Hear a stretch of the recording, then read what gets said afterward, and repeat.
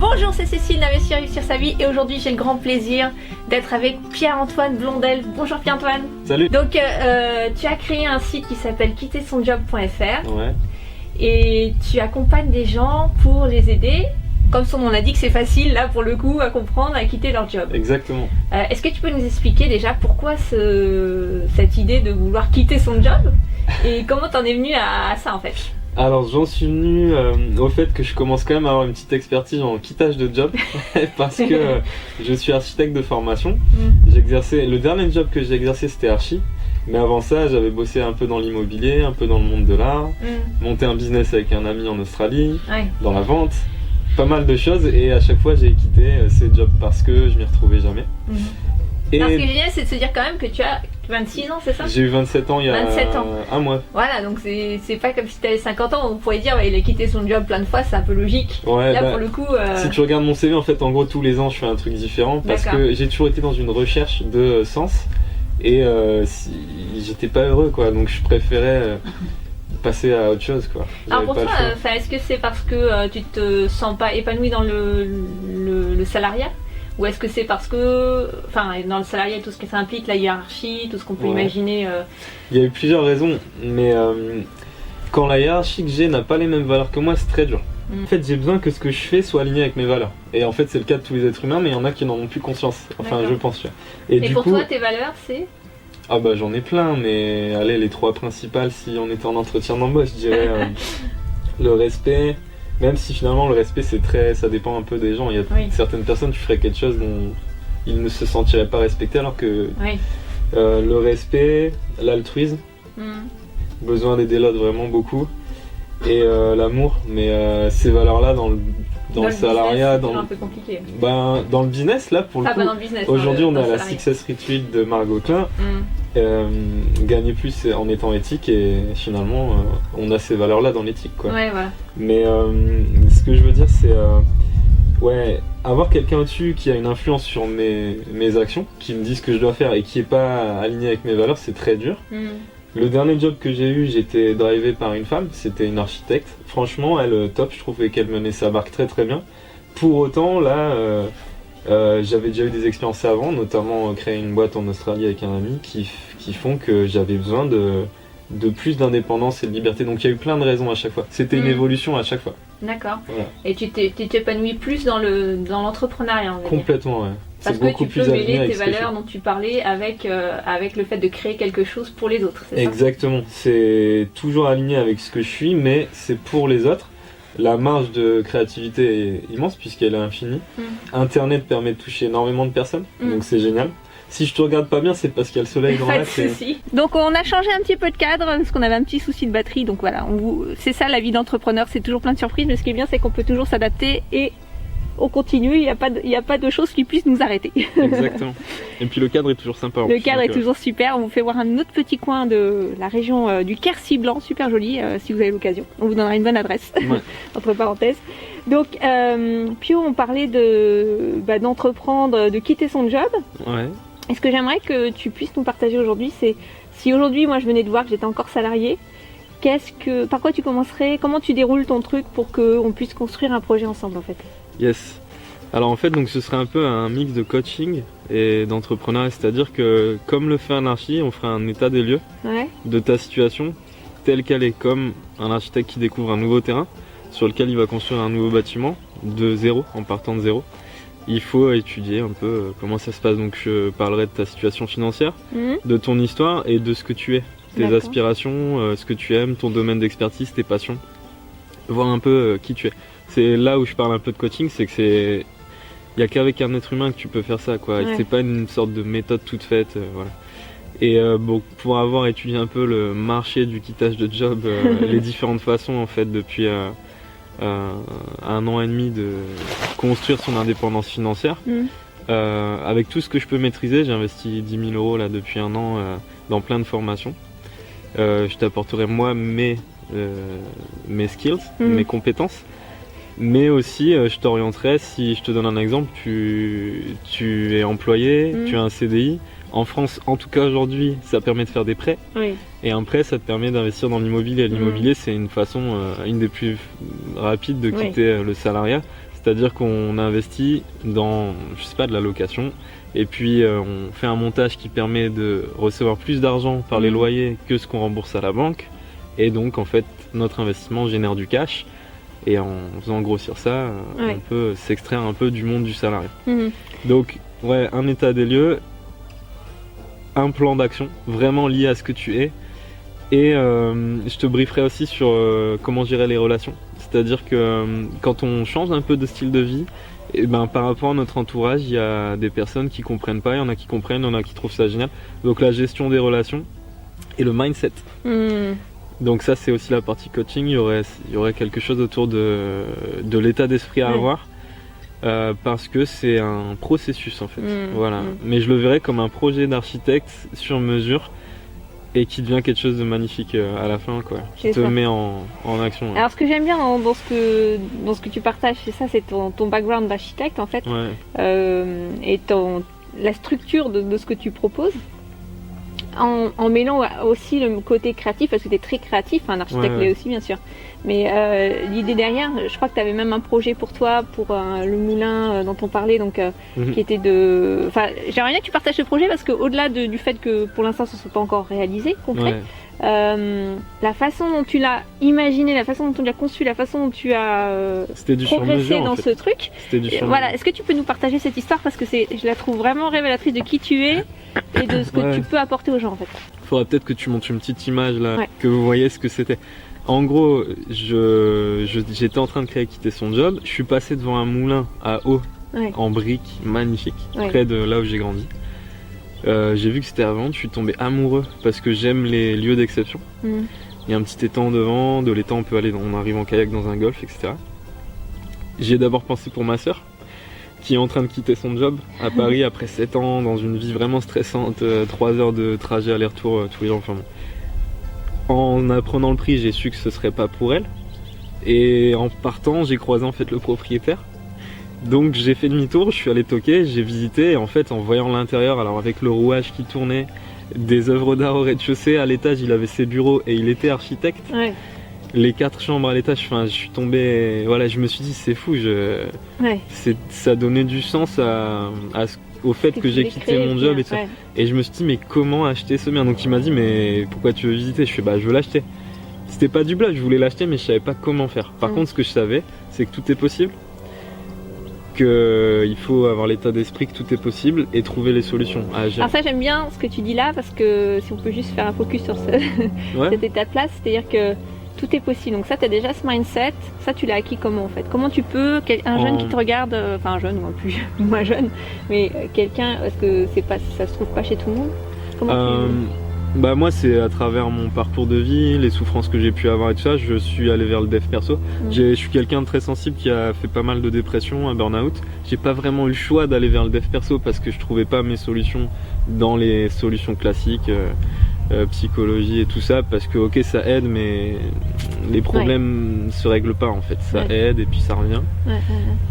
J'ai beaucoup lu, énormément d'ouvrages, dev perso, qui viennent d'Amérique mais qui sont traduits. J'ai suivi pas mal de coachs, notamment David Laroche qui est un jeune coach français mais que je trouve très bon. Et je suis passé à l'action en fait. C'est-à-dire que c'est dans l'expérimentation de la vie au quotidien qu'on se rend compte que tout est possible. Donc en allant en Australie, je savais pas ce que je ferais, je voulais juste voyager, puis au final je me retrouve à monter un business de vente d'art au porte-à-porte. Puis quand je commençais à me dire soit je le fais que pour moi, soit je fais autre chose, je passe dans une galerie d'art et je vends de l'art de collection à des personnes extrêmement fortunées. Jamais j'aurais cru faire ça en quittant la France. Tu avais une équipe, que tu as constitué une équipe, donc ça veut dire que tu as mis une structure en place, c'est pas juste un truc pour ta porte seule. En fait ça me challengeait tellement et je me rendais compte que le fait d'être challengé, j'étais obligé d'évoluer. Ce que j'étais devait changer si je voulais que ce que je dois faire fonctionne. Il y a beaucoup d'êtres humains qui veulent avoir beaucoup d'argent, donc ils veulent faire des choses pour avoir de l'argent et ils pensent qu'ils vont être heureux. En fait, c'est faux, il faut être quelqu'un pour pouvoir faire quelque chose, pour pouvoir avoir ce qu'on veut. Il faut retourner le système. Et donc, il fallait que je devienne quelqu'un qui comprend mieux l'autre, qui est plus ouvert à l'autre, etc. pour pouvoir faire ce montage d'équipe et ce management de la bonne façon, pour pouvoir avoir des revenus, avoir des équipes qui tournent, etc. etc. Et donc c'était un challenge permanent, quoi. Il faut jamais se laisser aller, il faut avoir cette volonté, il faut quand même avoir soif d'évolution.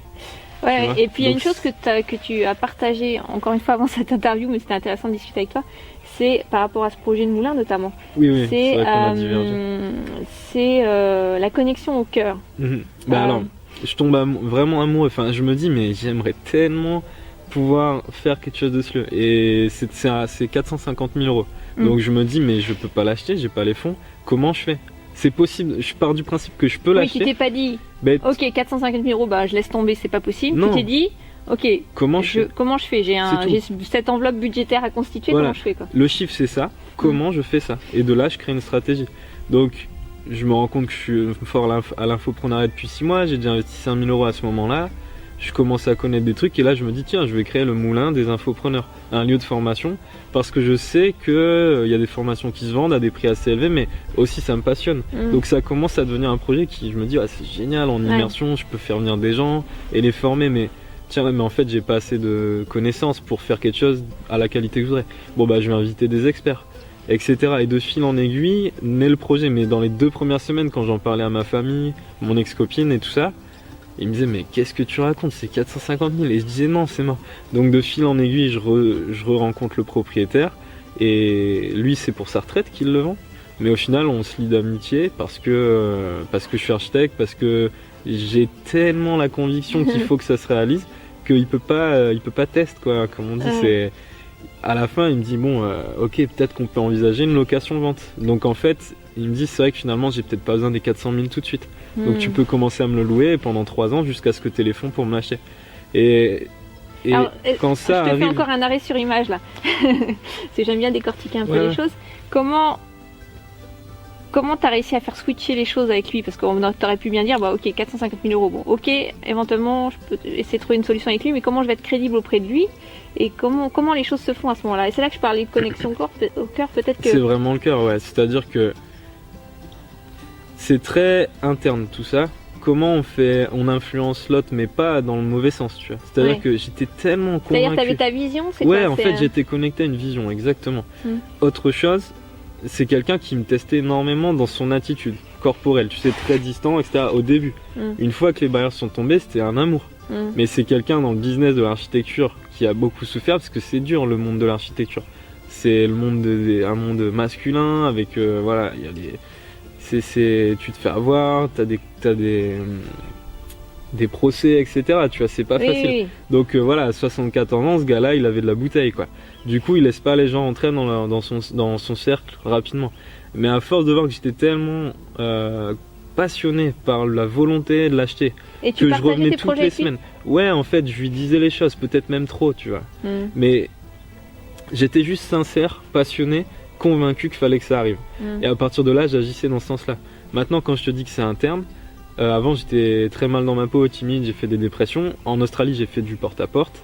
Et en fait, le porte-à-porte, tous les X secondes, tu es devant une nouvelle porte, tu rencontres une nouvelle personne, et dans la progression, tu te rends compte que t'es tout le temps la même personne, mais les réactions sont tout le temps différentes. Donc en fait, tu te rends compte que ce qui se passe à l'extérieur, c'est pas forcément que lié à toi. Par contre, tu te rends compte que quand tu deviens la meilleure personne à l'intérieur, quand t'es connecté à ce qu'il y a de mieux en toi, t'es la meilleure énergie, le plus souriant, avec les meilleurs mots, etc. Les meilleures intentions aussi. Les meilleures intentions, et bien là, tu commences à avoir de plus en plus de personnes qui sont très réceptives et très friendly, beaucoup plus amicales. Et t'as de moins en moins de personnes qui te rejettent. Alors que quand t'es stressé, quand t'as peur de la réaction, etc., tu influes quand même. Donc en fait, vis-à-vis de lui, il avait beau me tester, jamais j'ai douté de moi, en fait. Jamais j'ai douté de moi. Je savais ce que je voulais, je le veux, je l'aurais, tu vois. Et là, la vie fait que la veille de la signature, il est hospitalisé, et il m'apprend une semaine après que on lui donne 2-3 ans d'espérance de vie et que ça va pas se faire. Pour autant, dès qu'il est vendu, je vais aller voir les nouveaux propriétaires parce que je sais pas, je dois le faire. Alors ça, c'est un bon exemple de ténacité, de persévérance. Est-ce que tu peux nous dire, comment tu pourrais dire, ok, ça se fait pas, tant pis, je passe à autre chose, quoi. Donc, parce que j'y mets comment du sens. Comment tu te connectes à ça, mais qu'est-ce que tu mets comme sens derrière ça, en fait? De ma situation familiale qui m'a beaucoup fait souffrir, moi je vois ce que j'entreprends aujourd'hui comme un moyen de libérer un maximum de personnes de l'emprise du système sur eux. des gens qui sont sensibles mais qui aspirent à avoir une famille dont ils veulent prendre soin, à avoir du temps pour leur famille, etc. J'ai pas vraiment grandi avec mon père, il était tout le temps au boulot. Mes parents se sont séparés, enfin tu vois, un contexte qui m'a beaucoup fait souffrir, et si je peux aider des adultes qui ont des choses à offrir au monde, mais qui savent pas comment faire, et leur trouver une sorte de méthode et leur donner les outils, parce que j'adore apprendre, tu vois, donc je me forme tout le temps. Et comment t'as découvert ça en toi en fait? Bah, j'avais pas le choix, c'est-à-dire qu'à chaque fois que je quittais un job, là, le dernier job que j'ai quitté d'archi, ma famille, mais ils se sont dit, mais qu'est-ce que tu fous, quoi? Genre arrête, tu vas prendre un job, pose-toi. Mais non, je pouvais pas, parce que je déprimais, quoi. D'ailleurs, quitter son job, un mois après avoir quitté mon job d'archi, je savais que je commençais depuis 6 mois, un peu plus de 6 mois, à me former à tout ce qui est infoprenariat, mais je savais pas encore ce que j'allais faire. Je voulais d'abord créer un site qui s'appelait Imaginer sa maison, et je le ferais certainement, mais plus tard. Mais un mois après, j'étais en dépression totale, antidépresseurs, somnifères et tout ça. Et une nuit où je me dis, mais qu'est-ce que je peux apporter de mieux aux gens, quoi? Je me dis, mais en quoi je suis bon? Et je me suis dit, là c'était l'ironie du sort pour me redonner un peu de baume au cœur. Je fais, ouais, en fait t'es un expert en quittage de job, quoi. Et du coup j'ai regardé mon domaine quitter son job, j'ai vu que c'était pas pris. Je savais pas encore ce que ça deviendrait, mais voilà, le processus était enclenché. Et dès que je me suis connecté au cœur, qu'est-ce que je peux donner de mieux? Ouais, bah aider les gens. C'est ça la question clé, qu'est-ce que je peux donner de mieux? Ouais, vraiment. Il y a les plus grands esprits de ce monde qui le diront. Trouve ce que tu peux. Enfin, si tu peux, en gros. Il y en a plein de citations, donc je suis en train de faire un mix de tout, mais tu peux obtenir à peu près tout ce que tu veux si tu aides un maximum de personnes à avoir ce qu'ils veulent. Je crois que c'est Jim Rohn, je crois. C'est pas exactement ça, mais en gros, on est là pour servir les autres, entre guillemets, quoi. Vraiment, je le pense vraiment sincèrement. Je sais pas, si on prend Mark Zuckerberg, il a créé un réseau social qui permet à tous les êtres humains sur cette terre de se connecter. Nous, tu le sais, on l'utilise beaucoup. C'est un outil maintenant. Il y a des gens qui, un outil, en font quelque chose d'horrible. Tu donnes un marteau à quelqu'un, il peut tuer quelqu'un avec. Puis il y en a, ils vont construire une maison magnifique. Donc Facebook est un outil, à toi de t'en servir comme il faut, tu vois. Du coup, aider un maximum de personnes par rapport à nos aspirations, ce qu'on aime, notre domaine d'expertise. Et Internet, merci, c'est parfait pour ça. Toi, par exemple, peut-être, les gens qui nous écoutent le savent en fait. Ok, donc. Enfin, oui, non, mais c'est clair. Internet, c'est un outil, un accélérateur et un outil fabuleux qui permet de toucher, d'impacter justement un maximum de personnes. Donc, Et ton domaine d'expertise et ta passion? J'en ai plusieurs, mais il y a tout ce qui est lié à la parentalité, tout ce qui est lié à l'investissement, à des entrepreneurs en fait. Yes. Et tu partages autour de ce thème-là. Je partage autour de ces thèmes, exactement. Et tu aides des gens à suivre le même chemin. Et voilà, perso, je veux aider les gens à suivre un chemin qui ne sera pas le même pour eux que moi, mais je connais le process, quoi. Je connais la structure à suivre, et avec un échange, ça permet de créer son projet sur mesure pour s'émanciper, se libérer. Et vivre une vie qui mérite d'être vécue, quoi. On n'est pas fait pour rester 30 ans dans un job qu'on n'aime pas. Mais attention, c'est important, quand on aime son job, c'est génial. Comme dit Alexandre Ross, que j'ai interviewé, il faut un équilibre salariat-entrepreneuriat. Mais je veux aider les gens qui sont pas bien là où ils sont, quoi, et qui voient plus de solution parce qu'ils ont un prêt, parce qu'ils ont des enfants, etc. Alors qu'il y en a, quoi. Ok. Merci beaucoup pour ces clés, Pio. Alors, si on veut te retrouver, c'est quoi le parcours, l'entrée, la porte d'entrée? Page Facebook, quittezsonjob.fr. D'accord. Site web, quittezsonjob.fr. Quitter ER. J'ai une page, là c'est du web entrepreneuriat en live en fait. Je poste en allant ce que je considère de valeur pour les personnes qui ont envie d'entreprendre grâce à Internet. D'accord. Donc c'est à la fois mes tentatives, mes essais, mes échecs, tout en fait. Je cache rien, quoi. Tu vois. Et puis il y avait la page du moulin, le moulin des infopreneurs, qui est toujours en ligne. Je la réactiverai. Je pense que je vais louer un moulin pour faire une sorte de success retreat comme Margot l'a fait. Peut-être pas tout de suite, peut-être dans 6 mois, l'été prochain. Si celui-là est pas dispo. Mais j'ai quand même envie, parce que la symbolique du moulin, c'est que tu arrives avec un produit brut, le blé, il se passe quelque chose, un raffinement, il y a un processus à l'intérieur, et ça, tu ressors avec ta farine. Et en fait, avec la farine, tout le monde peut faire ses gâteaux. Si tu es un bon pâtissier, tu fais des bons gâteaux. Si tu en es un moins bon, tu peux te former pour faire des bons gâteaux, tu vois. Donc tu as juste besoin de plus de temps pour ensuite faire des bons gâteaux. Plus tes gâteaux sont bons et plus tu sais bien les vendre, plus t'en fais, plus tu peux ouvrir de boulangeries. Il y a une belle Donc il y a une vraie symbolique derrière qui est arrivée après. Mais en réalité, elle est tellement connectée à ce que je suis, ce que je veux offrir aux gens, que je vais quand même essayer de louer un moulin si ce n'est pas celui-là, parce que peut-être qu'ils voudront bien me le louer dans un premier temps. Il a pas lâché, il a pas lâché. Non, mais je lâche pas. Ok.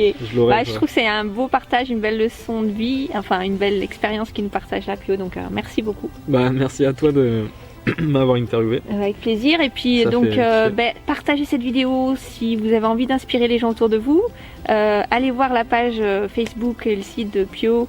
Un petit pouce pour nous encourager à continuer. Et on vous dit à très très vite. Ciao ciao tout le monde. Merci Cécile. Merci à toi.